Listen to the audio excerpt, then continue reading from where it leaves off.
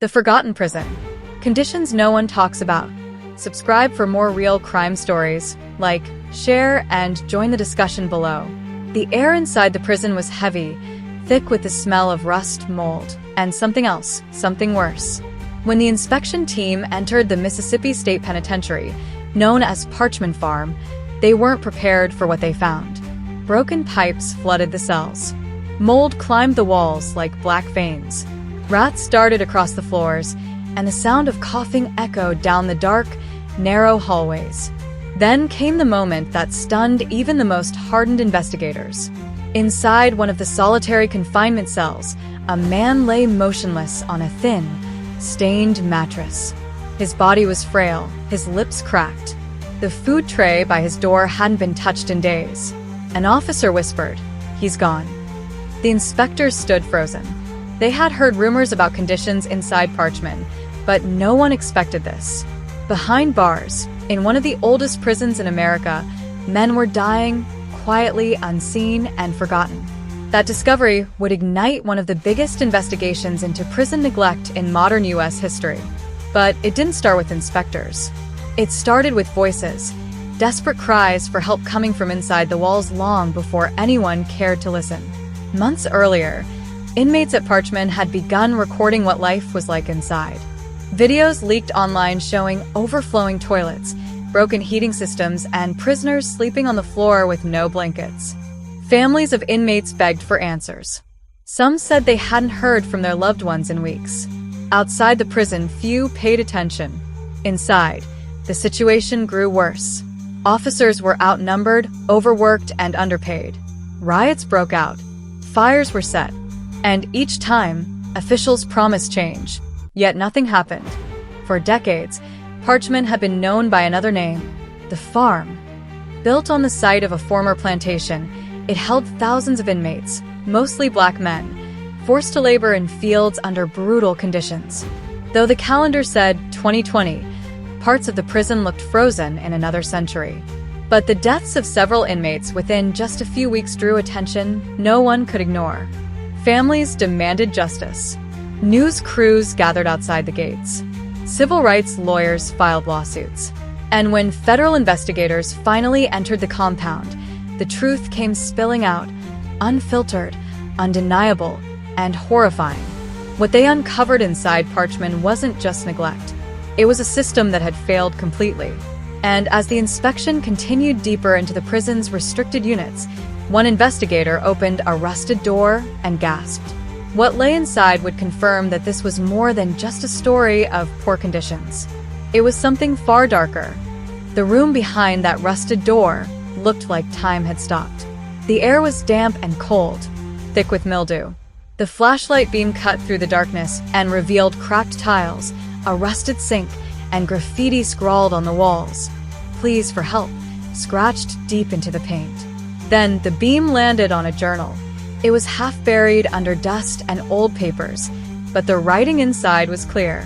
The journal belonged to an inmate named Terrence Walker, a 32-year-old man serving time for a nonviolent drug charge. His notes described days without food, weeks without medical care, and endless nights listening to the sounds of rats and crying men. He wrote about guards ignoring pleas for water, about fights breaking out over scraps of bread, and about the smell of sickness that never leaves. Terrence's journal wasn't just a record. It was evidence. It painted a detailed picture of a place where neglect had become routine and survival was uncertain. Investigators took photos of the cell, the journal, and the conditions around it. One of them whispered, "This isn't a prison anymore. It's a graveyard." Word of the discovery spread fast. National reporters arrived at the gates of Parchman. Families lined the fences, shouting names, hoping to hear that their loved ones were still alive. But what they didn't know was that the horrors inside were only beginning to surface. Over the next few days, federal teams moved from unit to unit. In some areas, sewage water ran ankle-deep. Mattresses were soaked through. The kitchens were filled with spoiled food and roaches. Some inmates hadn't seen a doctor in months, even with open wounds or fevers. The investigators documented every corner, every broken lock, every empty medical cabinet. Meanwhile, The inmates watched from behind the bars, silent but hopeful. For years, their complaints had been ignored. Now, finally, someone was listening. But for the prison officials, panic began to set in. The warden issued statements claiming the reports were exaggerated. State officials promised improvements and repairs. But behind closed doors, investigators found emails and records showing that many of these problems had been reported years before, and nothing had been done. Money meant for repairs had vanished. Maintenance requests had been signed off without ever being completed.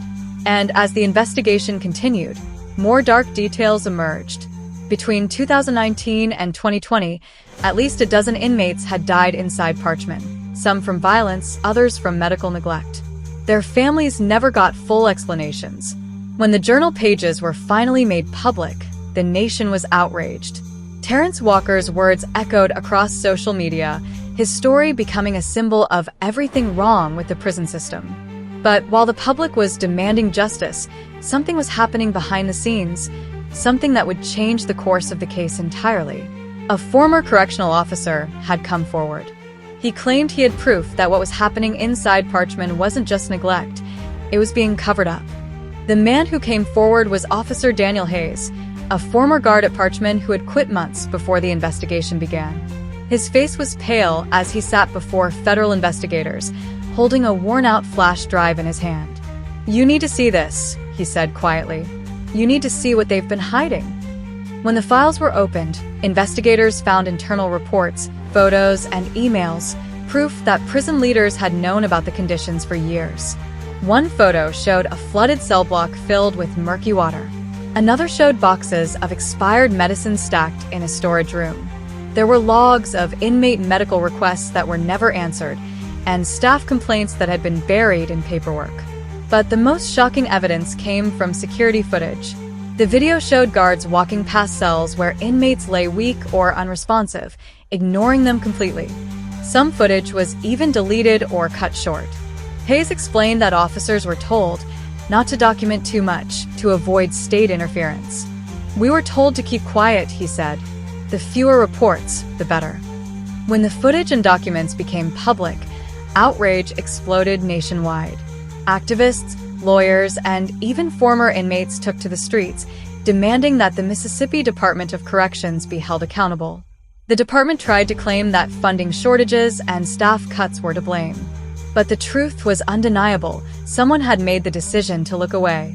Federal prosecutors launched a civil rights investigation into the prison. The Justice Department found Parchman guilty of violating the Eighth Amendment, which protects citizens from cruel and unusual punishment.